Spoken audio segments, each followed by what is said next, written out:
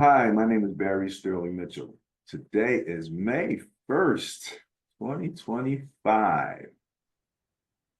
I produce the Sterling Net Point Power Rankings and the Bias Plus reports, and this is Ben and Barry on football. What's going on out there, everybody? I am Ben Dickerson, and I am your co-host. Well, folks, the NFL draft is over. It's a pretty exciting draft. Again, let me remind everybody, this was one of those rare drafts and the first in at least a bunch of years that I can remember where there were no trades of draft picks before the draft actually started. But once it started, it didn't take long. Cleveland, with the second pick overall, jumped right in, made a trade with the Jaguars, and we were off and running. So that was interesting right off the bat. But other than that, when the draft was over, I took a look at my mock to see how well I did. And I think I did pretty well. Not as well as I thought I would, of course. I thought I did really, really well, but I could have done better. So yeah, Benny, when we talked about it, when you were doing your mock draft, and one of the things we knew we couldn't predict was when the trading was going to start. Right. We did kind of predict that when it started, it was going to kick off hot and heavy. And it did. So that's about as right as we were relative to that. But from there, everything, the wild card, you don't know who's going where and all, because everybody's holding their cards close to the vest. And, the only intel you get is what seems to be leaked out. You don't know if it's competent intel or not and all of that kind of good stuff. So how about we take a quick look at the actual results, and then you can give us kind of an overview of how things went in your mock draft. So this, Benny, is the NFL draft results, pick 1 through 32, as it actually played out. So many of these names I look at, and I was educated on them for the first time listening to your mock draft, like number 8 there, Mr. Ted McMillan or Tedaroa. But you probably are so much more informed about mostly all of these guys. So you go ahead and tell us where the actual results and Ben Dickerson's mock draft 2.0 diverged. Okay, very good. So I'm just going to go right on down the list here. Number 1 is one that I got perfectly right. Right guy to the right team at the right pick. That was easy. Number 1 to the Titans was Cam Ward, the quarterback out of Miami, and that was an easy pick. That was the consensus number 1 pick. Then things got funky right away. The number 2 pick, the Cleveland Browns, traded away to the Jacksonville Jaguars, who moved up from 5 to 2 and used that pick to take Travis Hunter, probably the best athlete. Some people think the best player overall in this draft. It's a bold move for the Jaguars, a very bold move. But now they can kind of look at it like they traded for the number 2 pick overall and got 2 players, a DB and a receiver. I think that's the way they're looking at this thing, which is a big deal for them. And a big deal for them to have traded up like that. And I don't have the money. I'm gonna look it up while you're talking here, at how much the money diverges from 1 to 32. But he's in a great position over there. So Travis Hunter. Yeah, even without this trade, I believe he would have been a top 3 guy. He wouldn't have got past the Giants. Right. You were hoping he got to the Giants. I was hoping he got to the Giants, right. So since they took him, even though the Browns didn't take him, they did take him. So at number 3, the Giants went with Abdul Carter, Philly kid out of North Philly, went to LaSalle College High School. I was hoping they would be able to get Travis Hunter, but they weren't because the Jaguars took him at 2. So we got the next best player, consensus best pass rusher. That's Abdul Carter. At number 4, the Patriots took, again, this is one that I got right. I got 7. I put up 4 fingers and said 7. I got 7 guys perfectly right. Right team, right player, right pick. This is another one. Number 4, Patriots took offensive tackle Will Campbell. With the 5th pick that now belongs to the Cleveland Browns that they got from the Jaguars, they used it on a D tackle. Mason Graham, consensus, best D tackle in the draft. I had them taking, this one was a bit of a surprise. And although I didn't get the right player to the right team, I got the right player at the right pick. So originally I had the Jaguars taking Mason Graham at pick number 5.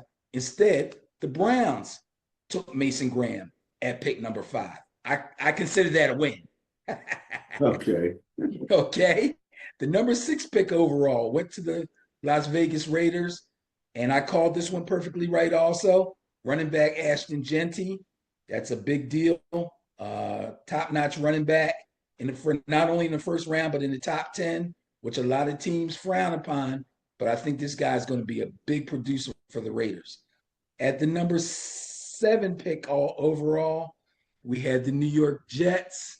They took offensive tackle Armand Membo. Now, I had Membo going to somebody in the first round on my draft 1.0. But in 2.0, I bumped him out. I had Kelvin Banks going to the Jets instead of him. But Membo went to the Jets. Banks went a little bit later. At number 8, the Carolina Panthers took wide receiver Ted McMillan. I did not think McMillan would go late, but I didn't think he would go this early. It's a bold move by the Panthers. I think they saw something in Bryce Young last year, and they think he's about to ascend, so they went right out, got him a major weapon. That's a good move. I had them taking an edge rusher, but they went offense instead, took Ted McMillan. Big move by the Panthers. At number 9, the New Orleans Saints. This is where I thought Shedeur Sanders was going to go. Threw me a curveball. Saints went offensive tackle. They took Kelvin Banks, the guy I thought that was going to go a little bit earlier. So Kelvin Banks, offensive tackle, goes to the Saints. Moving on to pick number 10, Chicago Bears. This was a real shocker right here. I'm thinking the Chicago Bears are going to make a move on offense. I was right about that. But I thought they would make a move at running back and take Travion Henderson out of Ohio State. They did not. They took a tight end, and not even the tight end that I thought was the best one in the class. They took the guy. Now, I'm just saying, I thought this guy was the second best tight end in this class, but not only did they take the second best tight end in the class, but they took him way earlier than I thought he would have gone. That's Colston Loveland. So the Bears took a tight end, Colston Loveland. Believe me, just because I'm not saying he's the number 1 tight end in the class doesn't mean that he can't play. He's going to be a major impact player for the Bears. They did go offense. They needed to go offense, and they did that. So that's a good move there for them. Moving on to pick number 11, the San Francisco's, your beloved San Francisco 49ers. They took an edge rusher. I had him taking an offensive tackle, but they took an edge rusher, Mykel Williams. Now, I did have Mykel Williams listed pretty high on my edge rusher list, so I'm going to say confidently that you guys got yourselves a really good player. I just thought with the situation with the offensive line, you would want to go best offensive lineman available, be it a tackle or a guard, preferably a tackle. I was wrong about that. Niners went defense, Mykel Williams, but he's still a major pickup. Well, excuse me? Can I say this? Yes.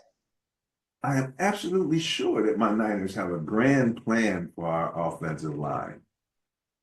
Okay.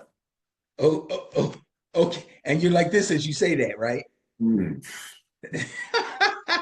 Listen, you're going to be happy with Mykel Williams. I'm not going to say nothing about the offensive line, but you're going to be happy with Mykel Williams. We needed to shore up our run defense for sure. I understand. Yes, you did. And this guy's pretty good. Hey, Ben. Yes. I throw this in and we can keep moving. I heard that we came into Purdy at about 45. Yes. And he asked for 50. Is that not exactly what I said? Yes. But yes. And I was talking to somebody at the gym today. I said they might be able to make this thing happen at 47.5 or 48. Well, oh, that's a possible. I don't know. I don't know where he's at with it.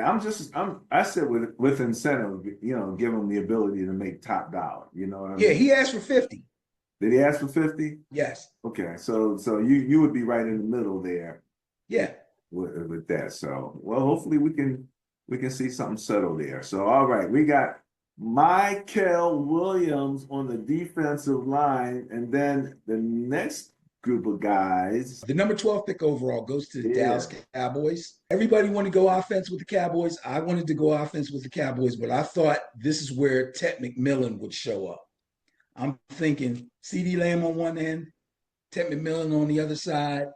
Now Dak's got something to work with because when you look at the Dallas offense, I don't think the stronger defenses even in the NFC East see anybody over there that really scares them besides CeeDee Lamb. So I picked Ted McMillan to go there to give them another playmaker. That didn't happen.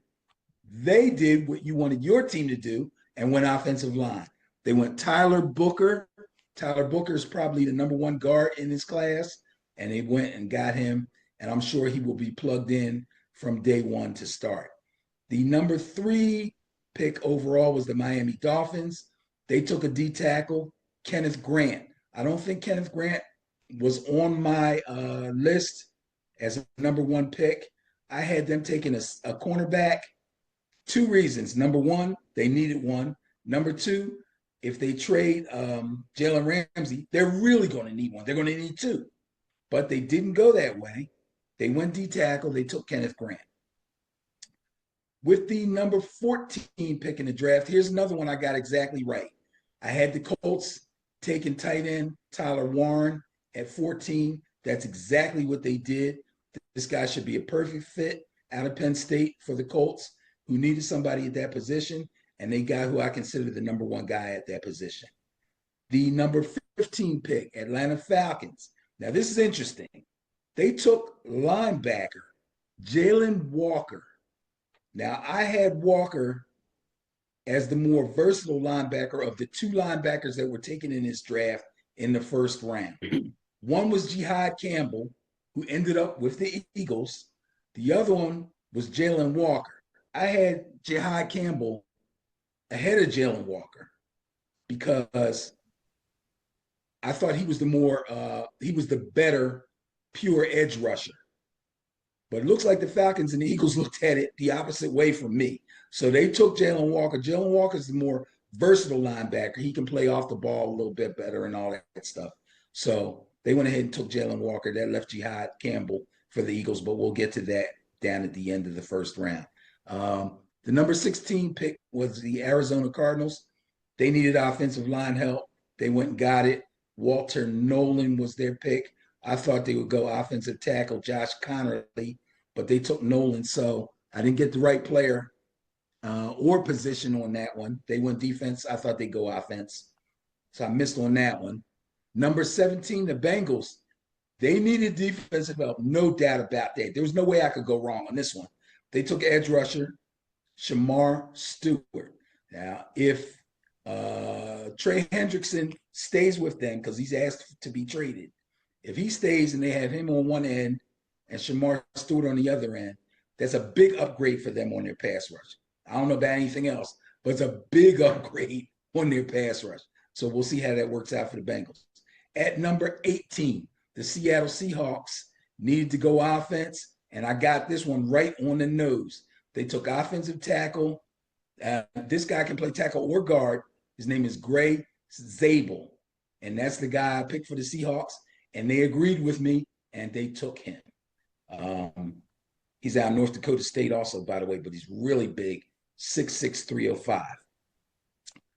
At number 19, the Tampa Bay Buccaneers took a wide receiver, Emeka Egbuka. Now, I apologize for you guys out there that love Emeka Egbuka. I did not have him on my mock draft. And when I realized I didn't have him on there, I felt kind of bad because I really liked this kid. I thought he played extremely well for Ohio State. Even when Marvin Harrison Jr. was still there, he still got his numbers. So he's a very good wide receiver. He's going to help the Buccaneers quite a bit. I believe the Buccaneers play a lot of what they call 11 personnel. So that's one back, one tight end, and three wide receivers. So he should fit right in there along with Mike Evans and my man, Chris Godwin. I'm sorry. All these names are flying through my head right now. So I like that pick for the Buccaneers. I had them taking a corner. I actually thought they would take Will Johnson, but I believe I got him going somewhere else a little bit later. Number 20. Oh, boy. I was a little disappointed with this one. So the Denver Broncos picked at number 20. I had them taking a running back. I thought first of all, they traded their starting running back to the Cowboys, Javonte Williams. So I'm thinking, you got receivers, you got a tight end, you got a quarterback who surprised you and played way better than anybody thought he would. Get him a solid running back, and your offense is off and running.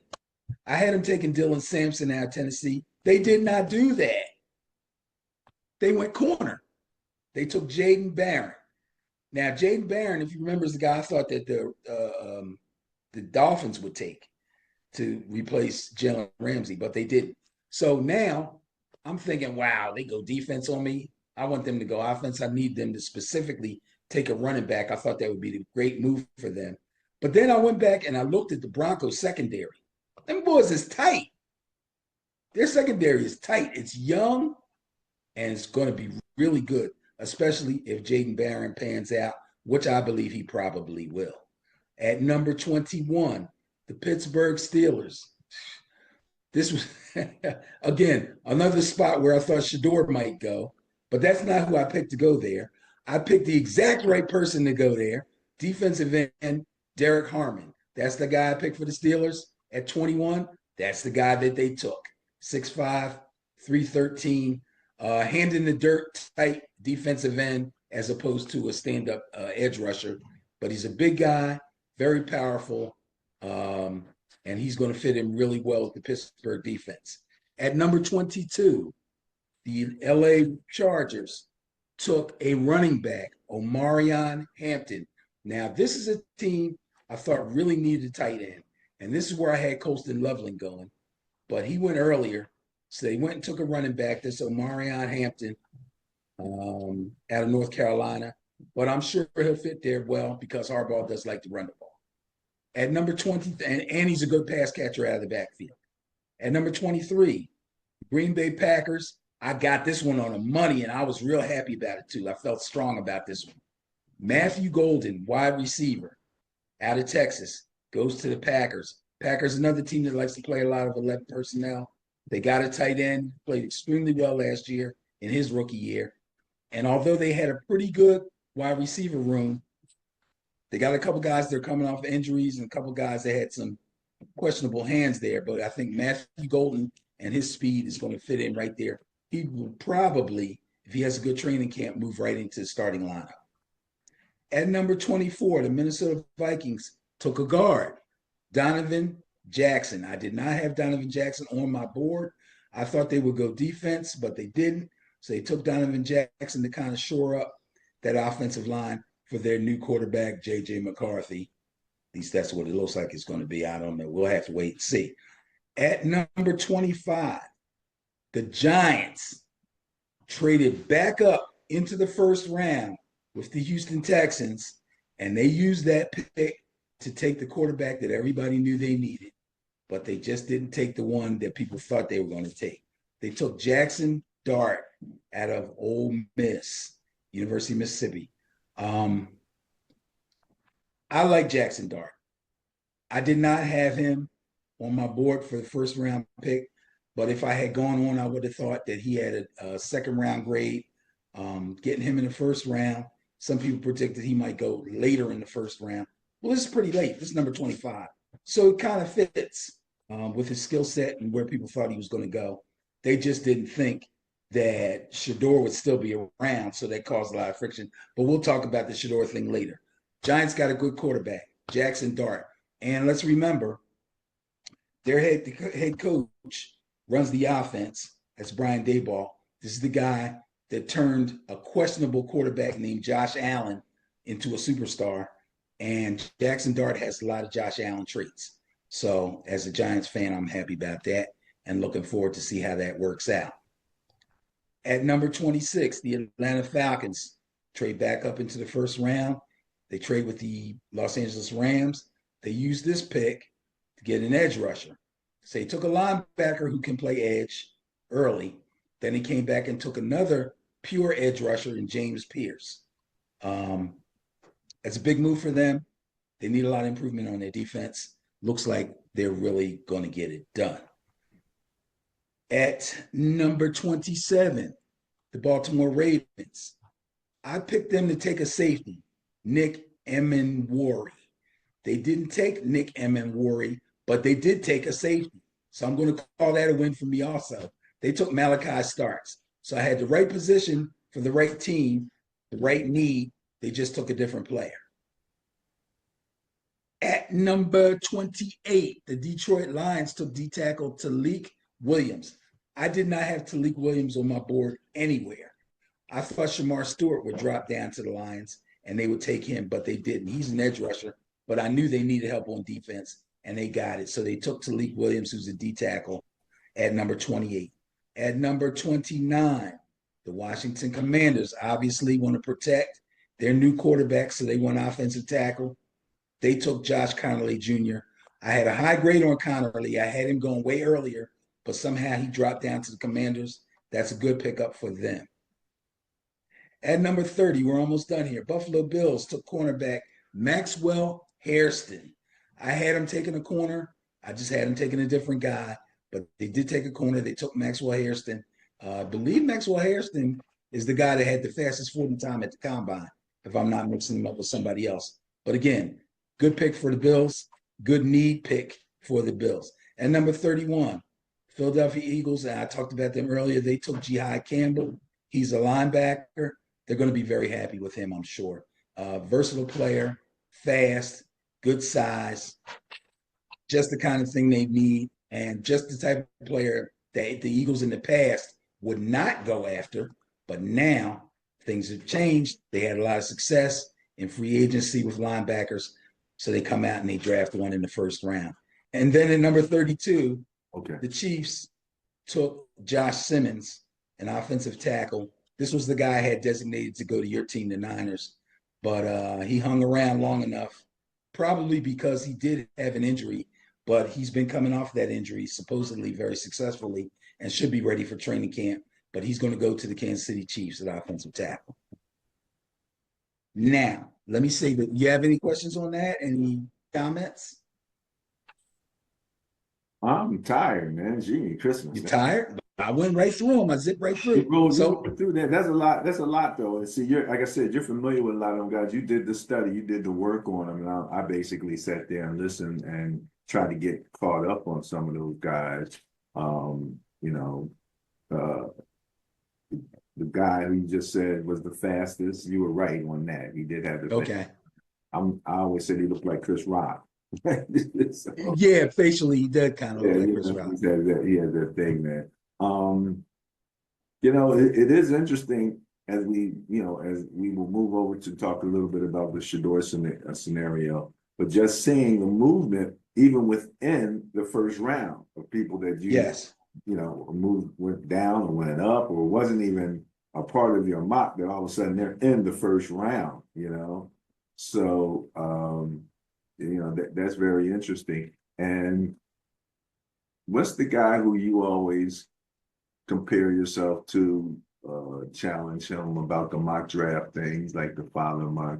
Well, I usually go after Mel Kiper first because he's the most famous guy. He's the name that's always out there, yeah. So Mel Kiper is on there. He's blasting. He's saying, these guys know nothing about picking a quarterback. They don't know. They know nothing. They know nothing. And I heard another commentator retort, and he came out and he gave a list of first round quarterbacks who were like very successful. He's like, these guys, they do know something. You know what I mean? So we're somewhere between they know nothing to they know something.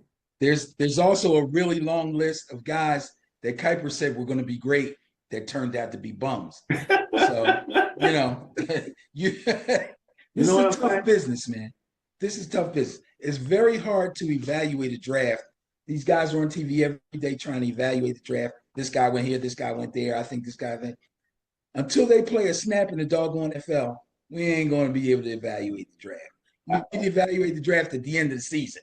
That's when you need to do it, or at least mid-season, to see if a guy's come in day one, if he's an impact player, if he's at least on special teams, something. You know what I mean?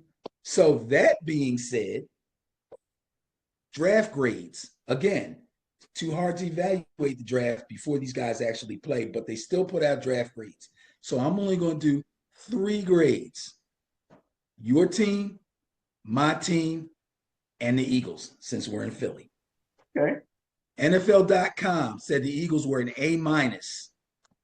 Giants were an A. Niners, B+. Fox Sports, Eagles, B-. Giants, B. Niners, B. USA Today, Eagles, B+. Giants, A-. Niners, B. And who we love, but you might not love them after this, Pro Football Focus, Eagles, A. Giants, A-. Niners, D. Now, how can NFL Niners B+, Fox Niners B, USA Today Niners B, Pro Football Focus D? I don't get that. Well, for most of them, the consensus for the Niners was about the same. Pro Football Focus, right? Been, and we know that they, they do the position grades and all of that stuff. So they might have a better idea what the position grades on my offensive line were. Yeah, but those are college grades, though. No, I'm talking about the position grades for the line as it's currently constructed. Oh, and how much that then needs to be fixed. Some of that might be weighing. Where they, I got you. Yeah. You know me, I always use Madden, just as a rough estimate. And like I said, Trent Williams is a 99. Everybody else is 70. Right. I think we might have 180 in the group, but everybody else is, barely credible as far as being a serious lineman. So, and then you're talking about Purdy, not the biggest, not the fastest, not the strongest, but if you give him protection and just a moment or two, he will, execute. And so I can see that. I mean, I'm not really mad at him. I wouldn't give him a D, but I don't know if I'd even give him a B at this point, Okay. Well, the D will probably bring the 3 Bs down to like a B-. If you were to average them all together, right? Yeah. So again, I can't be mad at that. Now, the thing about your Giants and the grade that they're getting is because I think the quarterback resembles Josh Allen, and the coach used to coach Josh Allen. So I'm sure that has a lot to do with it, and that has a lot to do with the pick itself and the success that BBall had with Allen. And here's a guy with similar traits. That kind of makes sense. And getting Abdul Carter with the first pick don't hurt.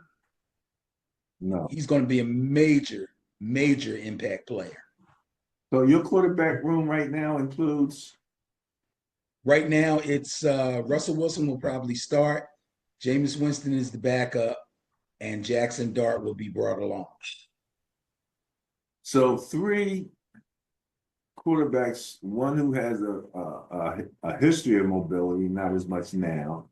One is another Captain Mobile guy, but the question is ability to work out of the pocket and that type of stuff. And now we have Jackson Dart, who resembles, so you can kind of see almost like a transition, for your quarterbacks. And I guess Jackson Dart doesn't have to really worry about starting right now. No. Yeah, okay.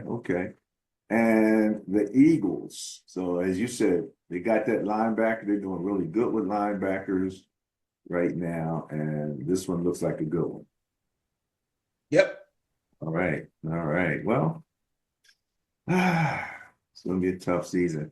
And again, you said it's going to be a while before these guys, whether they're panning out. it just reminds me to remind everybody else that when we look at the season, we call the first 4 games of the regular season the second preseason. Right. Because most of those guys had not played together during the preseason, the starters, rather, especially. Guys hadn't touched the field. So, you know. Some of them don't play at all. Right. Some might play a series at best. Yeah. So, you know, even when I do the net point power rankings and the bias plus reports, which looks at these matchups, it's hard to factor in who's better prepared to play in the first 4 games sometimes. Yes, it's difficult. That's a difficult one. So, all right. Anything else? Oh, I know you like Peter Schrager, right? Oh my God. So I had 23 of the guys picked in the first round correct. Schrager had 29. However, I had 7 players match perfectly to the team. He only had 5. I'm right in there with Schrager. I'm in there. Yeah, not bad. I'm in there. You're off to the gym doing your thing. I'm watching Good Morning Football. He's not on the show anymore. No, he's moving up in the world. You can't move up from Good Morning Football. Yeah, that's sure you can. As far as I'm concerned, that's it right there. I mean, I know my man moved over to CBS Mornings and he's doing, and all of that stuff. I'm looking for Schrager in the morning because I know I'm going to get some serious information from him. The other guys, they either run the show. Well, everybody's a guest now. Some of these guys, they sound pretty good and everything, but they're not Schrager. Probably right. Schrager is on football. You got the one guy, the little Shribby guy who has all the stats. Yeah, you got the stat head. Then you got the ex-player. They usually have an ex-player on there. Right. And then you got a comedian who's a Jets fan. Right, exactly. So see, shows like Good Morning Football, and I'm not trying to put it down. It serves its purpose. But guys, to me, shows like Good Morning Football to me are like daytime shows. Like daytime shows on network TV. They're moving Schrager to shows where everybody's serious, where his deeper knowledge, his insider knowledge can be better used.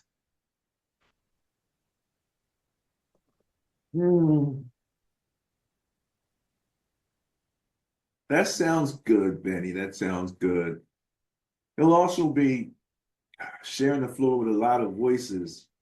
That's right. Quite as insightful as there's a lot of noise going on around him. Well, they moved him there because he stands out. We'll see. We'll see how that works. I mean, it's easy to stand out in Good Morning Football. I'm just a fan that would, I look forward to seeing him in the morning, you know what I mean? And hearing what he has to say and, practically taking notes, So anyway, I'll miss him in the morning. So there you go. All right. Next up, what you got? Anything more? Just a couple of, so the draft ended. And as soon as the draft ends, free agents start to get signed. Undrafted free agents. So 2 undrafted free agents that really caught my eye. And they both went to the same team. They both went to the Tampa Bay Buccaneers. The first one is Desmond Watson out of Florida. I don't remember if we talked about this guy before. He's 6'5", 464 pounds. Holy mackerel. He's a D tackle by trade, but he's being called the Tush Push Terminator. Yeah, Ben, as soon as you hear about this guy? No, but I'm thinking D tackle 460, he could stop the tush push. Exactly. Oh, the tush push Terminator? Are you serious? Or you could put him in the backfield and make him the pusher. Oh, I don't know if I want him pushing me because he might fall. Yeah, you might get crumpled. 460 on me, not including the other big guys in the pile. But right. if he's at the bottom of the pile, yeah, he might stunt the whole movement there. Here's the crazy thing. At that size, and a lot of the experts are saying he's going to have to at least drop down to like 420 or something. But we'll see what happens. Okay. At his size at the combine, he ran a 5.92. That's rumbling. That's like a boulder coming down a hill. Man. He had a 25-inch vertical. What? 464 pounds. 25 inches? 25-inch vertical. And he bench pressed 225 36 times. I see bodybuilders barely getting out 12, 15 of them. Oh my goodness. This kid is crazy good. Well, I don't know how good he's going to be, but anyway, he's a crazy athlete. The second guy who also went to Tampa Bay Buccaneers is Shiloh Sanders. The other son, 6 feet, 195, only ran a 4.54 in the 40.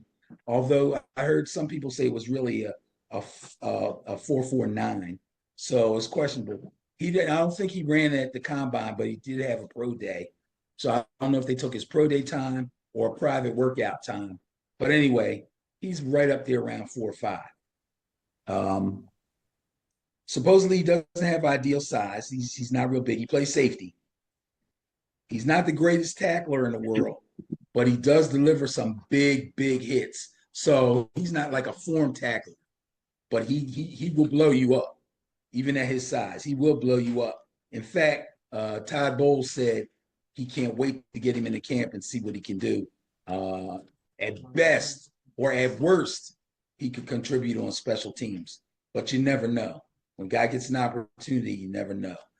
Now, here's the other thing I wanted to say about this. I don't know if it's on video, but there was talk about all the problems Shedeur was having, and Shiloh somewhere along the line at the little draft party saying something about, Dion was supposed to be their agent. He said, I don't know, Pop, we might have to fire you. After seeing what Shedeur went through, I might have to fire you. He did, in fact, fire him, and he hired an agent, not just any agent. He hired Drew Rosenhaus, who's probably the top agent in the NFL and has been for a long time. That movie with what's the name in it? Show Me the Money. Right. Yeah, that was based on Drew Rosenhaus. Yeah. Okay. So that was a big deal. Rosenhaus got on the phone, started making calls for him. Bam, he gets signed as an undrafted free agent by the Buccaneers. So there's a lesson to be learned there. We will bring that up. Yes. So that's two big pickups for the Tampa Bay Buccaneers, but the Tush Terminator is still cracking me the heck up. Yeah. So, oh my goodness. All right. You broached the subject of Shedeur. You ready to just have a little conversation about that? Sure. The way I'm kind of approaching the conversation is more so than sort of trying to pull together what I've seen from different sources.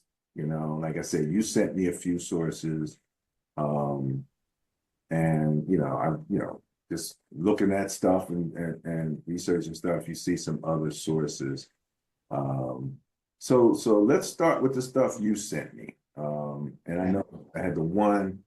I think it was it Ryan Clark on TikTok? Okay. Well, I don't have a TikTok account anymore. I had a TikTok account in the early days, but it got to the point where I'll just say it because I don't think they'll come get me. I don't trust the Chinese government. So I got rid of my TikTok and I'm like, okay, I'll let this play out first because, I'm not playing around with them guys. So I did look up Ryan Clark and kind of saw, I guess, some of the same replays that he had on TikTok. The one replay that I got, who's the guy that you probably hate more than all the other media guys, the black guy, heavyset guy? And Jason Whitlock. oh yeah. Oh, Well, he's still out there. He's got his own show. He was on YouTube. yeah, he's horrible, man. So I kind of look at what's the different things that are coming down about Shedeur being in that range from it's the a racist owner conspiracy Right. to a kid who kind of didn't understand where he really stood in terms of his evaluations and Yes. thought he was way better than he was Yes. and talked himself on down the thing and acted. And so That's pretty much the two. ranges. Yes. Yeah, yeah, yeah. Now Ryan Clark seems to be in the it's a racist conspiracy Okay. camp, and he was saying like they didn't like everybody's whispering about Shedeur, but they weren't whispering about back in the day the quarterback that they Oh, Baker Mayfield Baker and Johnny Mayfield and Manziel. Johnny Man. He's like they didn't whisper about they Right. whispered about Shedeur, but they and well Whitlock's thing was they don't whisper about white quarterbacks. They just say what they're going to say. Mm-hmm. Black quarterback that they whisper about, Mm-hmm. So of the range, kind of what have you gotten out of this conversation? And maybe what do you expect out of Shedeur at this particular point? Okay. As far as the conversation and the two divergent theories, I don't want to put it past the NFL owners that there's some solid, or if it's not actually spoken type planning and collusion, a kind of um, same ways of thinking type collusion that may have caused each team to pass on this guy all the way to the fifth round. I don't want to put it past them. I really don't. I've seen the whole and we all witnessed the whole Colin Kaepernick thing and all that stuff. So I'm not going to put something past them. But by the same token, there's enough evidence out there that it's possible that the Sanders family may have kind of overplayed their hand or not quite understood. Again, this comes down partly to Dion being their agent. There's things that agents do that I don't think Deion Sanders did that may have helped him or could have helped him. I don't think that he was prepared for all the interviews that he took. I think they just sent him out there and said, you know what?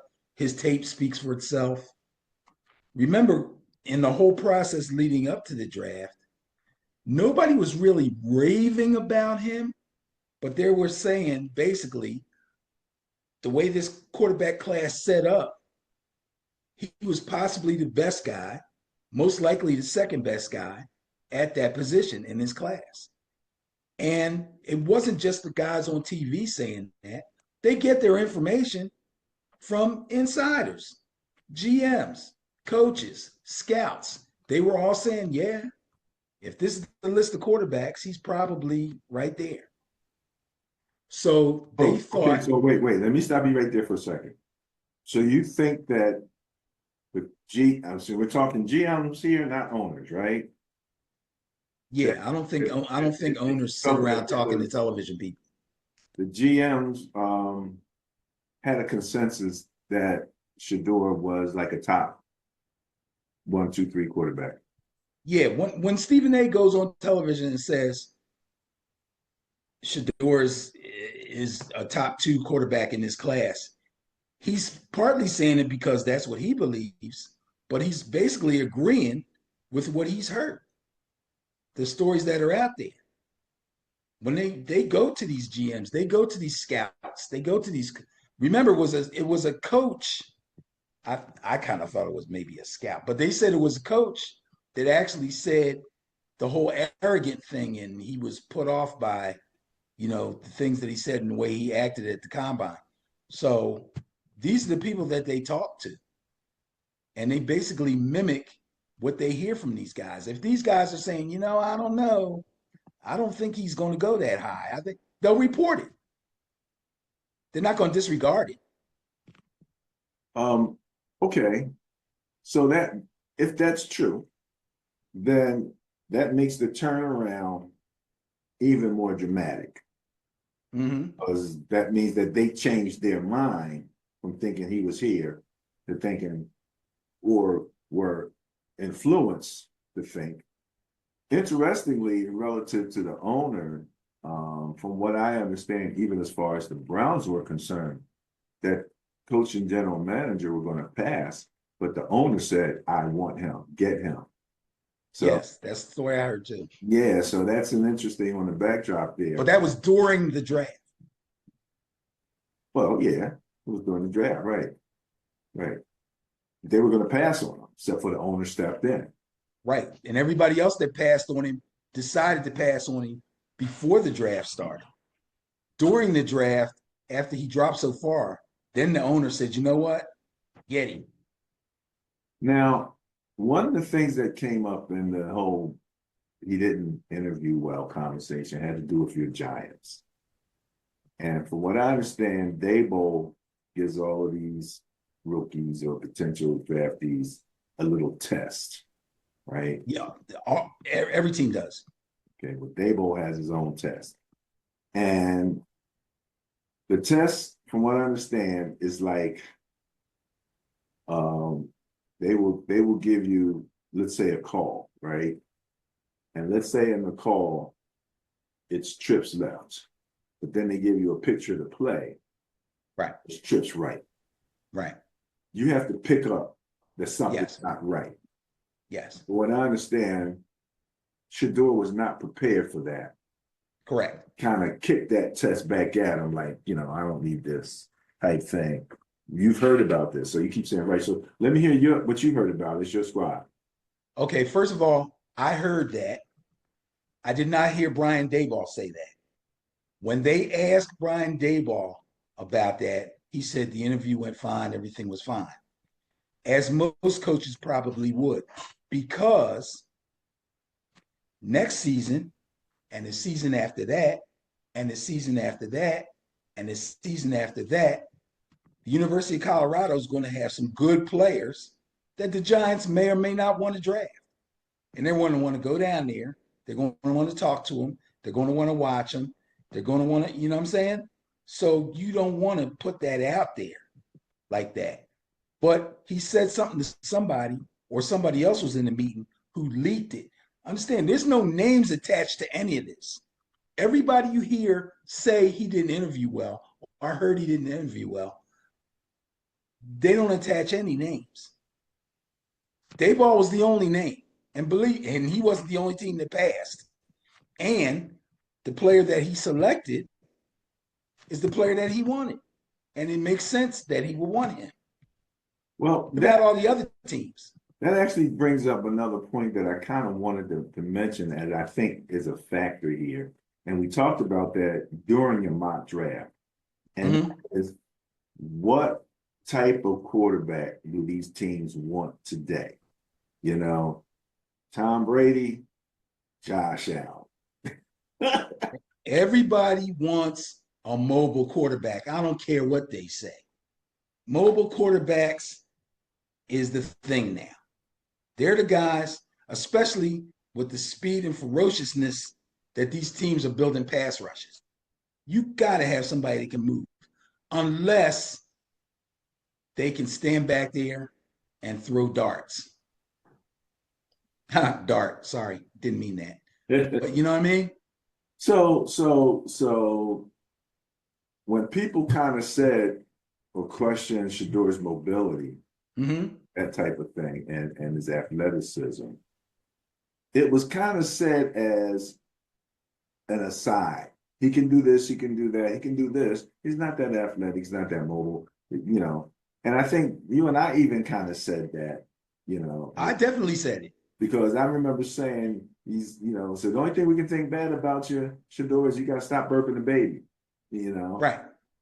But Well, now him holding the ball too long was something they could probably break him out of in training camp. Okay. He knew he was the leader of their team. We're talking about Colorado. The offensive line wasn't that good. Everybody knew that. They didn't have much of a running game. So if anything was going to happen on the offense, he had to make it happen. So yeah, he did hold the ball too long, trying to really find receivers and move the ball down the field. Hence, he took a lot of hits. He took a lot of sacks. He's kind of playing hero ball, but he kind of took it on himself to make things happen. So I got to give him that. His accuracy was never really questioned. His ability pre-snap to read defenses and stuff wasn't really questioned, but his mobility was. Now, I thought he moved pretty well in the pocket, but again, if you're burping the baby, I don't care how well you move in the pocket, they're going to get you, especially in the NFL. yeah, my main point is simply that he's not meeting that generic style that they're looking for in general. Right. So No. if you're deficient in one of those two things, well, kind of like you're saying, you got to be really good. You got to be precise at throwing darts, and we thought that that's what he could do. But if you He still might. but if you want him on third down, to say, he just run and get it, and then that's not really his game. He probably can do that, but that's not really his game. Not his game you're at not all. running any options. You're not really running that type of stuff. He's a little too frail he's not going to hold up in that situation. You know what I mean? So, what Daboll, which you assume Daboll wants to do with him, is going to start to incorporate that. I mean, Daboll's got three guys that he can put options in for. So, Right. once he builds his offense like that, and even, your former quarterback was known at least as being somewhat athletic. Yes. If nothing else. If nothing else. So, the part, I think what really cracked me up, I'm trying to think of her name. Who's the young lady? She's got light eyes and braids, and she was on the networks, and they kicked her off the network because she was being too honest or whatever. Now she's out on social media. Oh, you talking about Jamel? Jamel, yeah. Jamel Hill. Jamel got real about Shedeur, and she was like, "No, Shedeur, you messed up." What was the game? There was a game that he got an invitation to, and he went, and he didn't play. And they said it's an understood thing that if you accept this invitation, you got to play because you're coming to play. You have to work out. You have to practice, and you're expected to play because you're keeping somebody else. Yeah, it was probably. I think maybe it was like the North-South Shrine game. Something like that. It's one of those games, one of those postseason games for seniors. And yeah, he didn't. Yeah. Okay, now we go back to the agent thing. Okay. He already wasn't prepared for the interviews. Agents do that. They make sure you're prepared. Either they do it or they hire somebody to do it. These are the questions they're going to ask you. These are the things they're going to expect from you. These are the type of answers they like to hear. They prep you for those interviews. Deion didn't do that.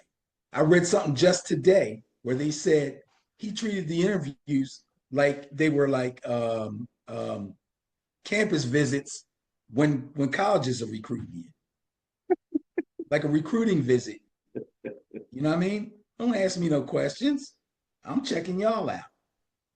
Yeah, I thought about that because I know a lot of times they say when you go for a job interview, you're supposed to ask as many questions. Sure. But, you also don't tell them that, if you're not going to change your culture, you don't want me. You don't say that. You don't say that. And the whole legendary thing, he's already got a legendary brand that he's touting. Now, one of the people said, a lot of these teams were not looking for a starting linebacker in the draft. They were looking for a backup linebacker. And the last, quarterback. Yes, absolutely. A backup quarterback. And what they really don't want is a noisy backup quarterback. So Backup quarterbacks are best seen when the starter gets hurt and not heard and not at all. show me about it. Tell me about it. You Well, only hear you only hear the backup's name when the starter's messing up and the crowd starts chanting his name. Other than that, you go like, "What are they saying? Who they calling? Oh yeah, that's right." marketing is always about, demand and supply. And one thing that the agent probably has a good finger on is the demand. He probably kind of knows what the demand is because he probably got plans, Right. everybody's office and all of that kind of stuff. And like you said, when we talk about players like Dion, one of the things that was interesting about Dion was that he actually turned out to be a pretty good coach. A lot of times we say players with that level of talent aren't always good coaches. True. He's a really good leader of young men. Yeah. Now, how he would do as an NFL coach, I don't know. I would question that. But as far as because he started his whole coaching career with little kids. Okay.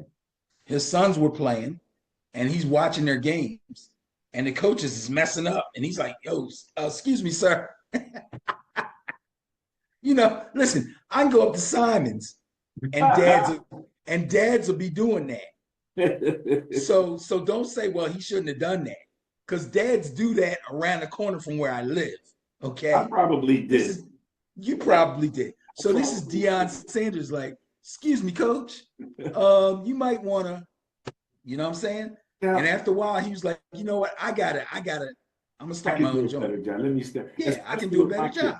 And the tendency is when you have these leads that the parents they got to come to the game anyway. Mm-hmm. So, we wind up coaching. And then, my wife wound up being the cheerleading coordinator. Mm-hmm. Then once our kid moves on to high school, we're going to follow them there too. So right. That leaves a void. But interestingly, when you talk about Dion being his coach from Little League on, that actually came out and as a con and something against him because now the coaches are like, well, you've been coached by your father. We don't know how you are going to take being coached by somebody else at this point, I mean, it's a question. Yeah, it's a question. It's a question, but I don't think that'll be an issue. This whole thing about if we take him, is it going to be a circus? I don't think that's going to be an issue. I think Deion's a little smarter than that. Well, I'm not saying he ain't going to. Shedeur has already posts about Shedeur out in the community in the Cleveland area, speaking to kids and stuff like that. So we know that again, he's got a lot of positives, no doubt about it. Oh yeah. Now, Benny, everything's relative. You and I know that, right? Right. Right now, he is in a quarterback room that includes Deshaun Watson, Joe Flacco, Kenny, the fake slide guy, Wicked Pickett, Dylan Gabriel, and Shedeur Sanders. What a group. What a group. First thing I'll say on that is Kenny Pickett better keep his bags packed. Because you don't want 5 quarterbacks in that room. That's too many. Dylan Gabriel got drafted before Shedeur did. Yeah, for sure. And like we already said, the owner, Shedeur is the owner's pick. So he ain't going nowhere. Dylan Gabriel ain't going nowhere. They got to see what Deshaun can do coming off this latest injury. Personally, I think he's cooked. I think he's done. Yeah, I think they should cleanse themselves of the Deshaun Watson fiasco. Yeah, the contract's the only thing that's holding them back. Yeah, they're going to take a big hit on that. Yeah, they're going to take a hit, but they got to at least, with all that money out there, give him one more shot to prove that he can get the job done. They got to find a sucker club out there that take him. I can't imagine who that club would be. Pittsburgh. I don't. Oh, Pittsburgh up. Y'all ain't got no quarterback. Sean's ready to go. They ain't that dumb. They're dumb for waiting on Aaron Rodgers. Trust me, but they ain't that dumb, man. Nah. Right now, Joe Flacco's penciled in as the starter. I'm sure they're going to do everything they can in their power to make sure that Joe Flacco starts the season. And that Browns training camp is going to be extremely interesting. Here's the problem with getting picked so late for Shedeur. This is why he's got to be on his P's and Q's. In camp, there's only so many snaps for each quarterback. You know what I mean? Once the real camp starts, so rookies and free agents come in first. He needs to make his mark early. He needs to be better than Dillon Gabriel. Decisively better than Dillon Gabriel. Get that out the way. Get that boy back behind you where he belongs. Then when the vets come in, Flacco might get 8 or 12 snaps or 15 snaps. Deshaun might get 4, and then he's going to get 2 snaps. I mean, it's crazy. But that's kind of the pecking order. So he's not going to have a lot of – he might need an injury. But he's got to get himself prepared to step in when necessary.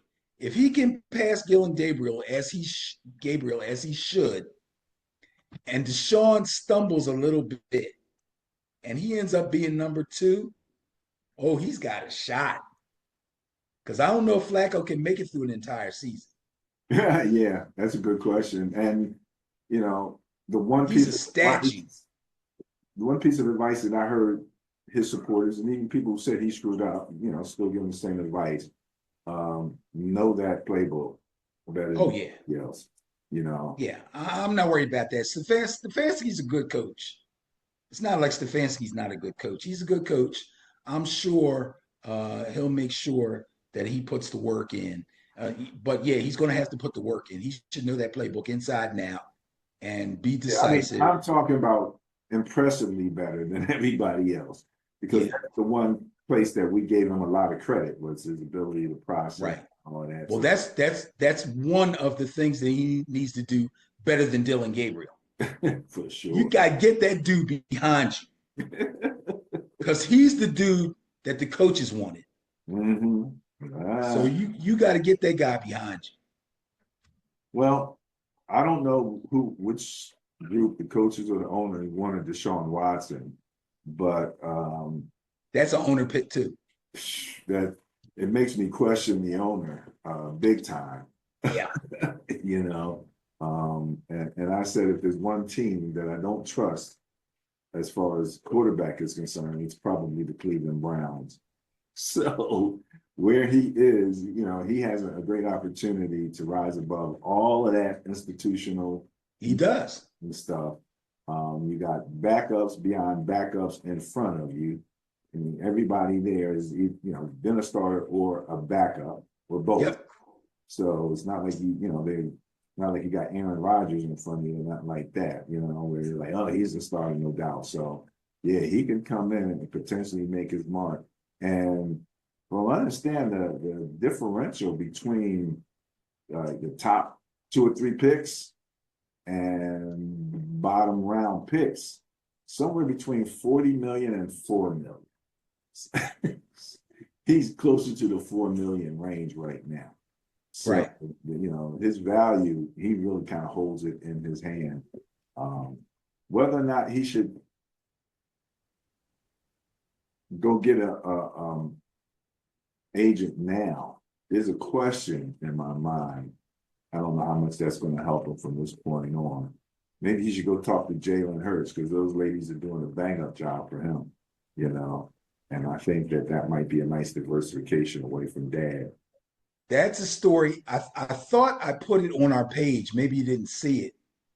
They left the organization that they were with and moved on to somebody else, him and the agent.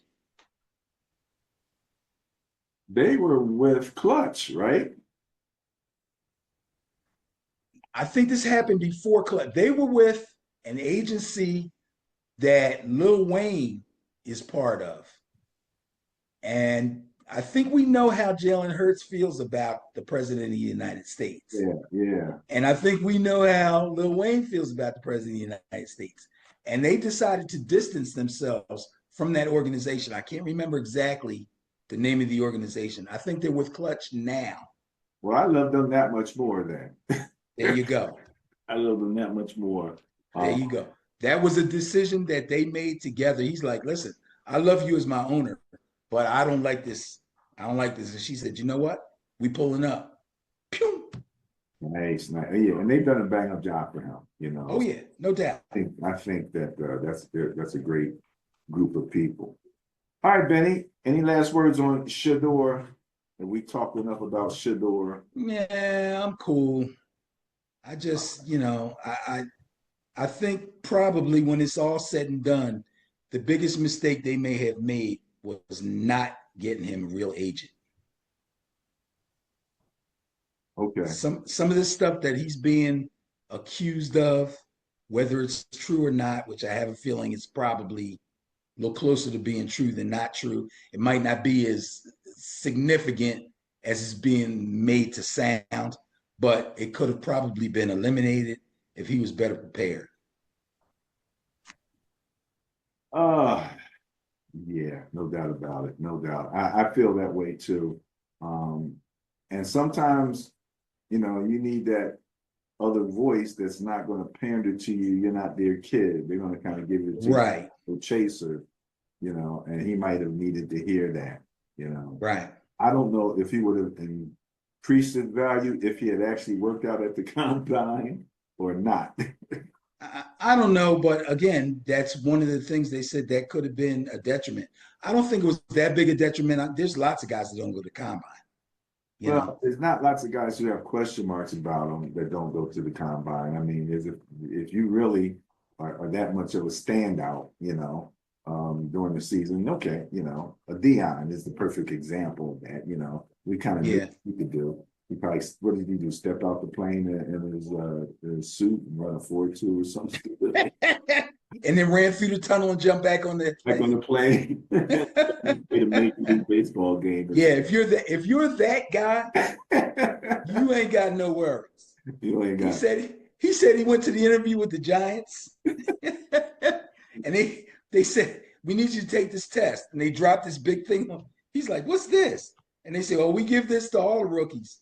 And he goes, where do y'all pick? And they said 10th. He said, oh, I'll be gone by then. See what I'm saying? Yeah. If that happened, if that happened, so that's not the league trying to control you.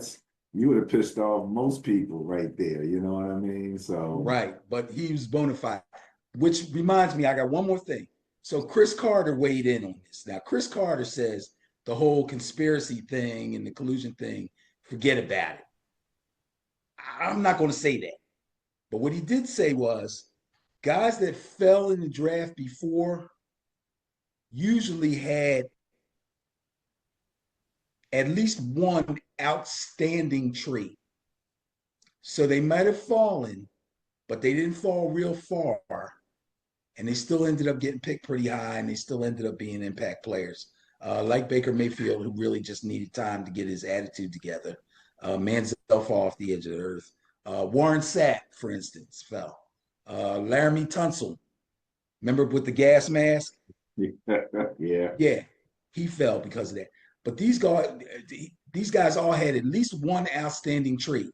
Shedeur doesn't really have an outstanding trait. He's not big. He's not fast. He doesn't have a cannon. He's just good. Closer to Purdy, yeah. Yeah, but Purdy was Mr. Irrelevant, so I got nothing but good stuff to say about Purdy. He came from obscurity and been to a Super Bowl, so I can't. That's what I'm saying. It's size-wise, just measurable-wise, he's probably closer to him. What makes Purdy was that Purdy came super prepared, and right. everybody at how well he yes, he earned his spot. and worked it to the fullest. And that's And I try to remind people they were one play away from winning that Super Bowl. One play. yeah. Okay, that's enough of that. Sorry. You hurt my heart just a little bit there. Just woo, man. All right. Benny, I'm pretty much done with the conversation. My grandson is home. I'm gonna go mess with him in a few. Okay. We normally rumble just a little bit about the BBall playoffs and any other thing. The UFL, the women, the WNBA is about to kick off. When I understand they got a whole thing opening up a first That's good. streaming and all of this kind of stuff. That's good. So, have you seen any pictures of Caitlin Clark? yeah, She's been in the gym, bro. She's kind of ripped now. She's gonna be dangerous. Y'all better stop messing. But yeah, Caitlin, well,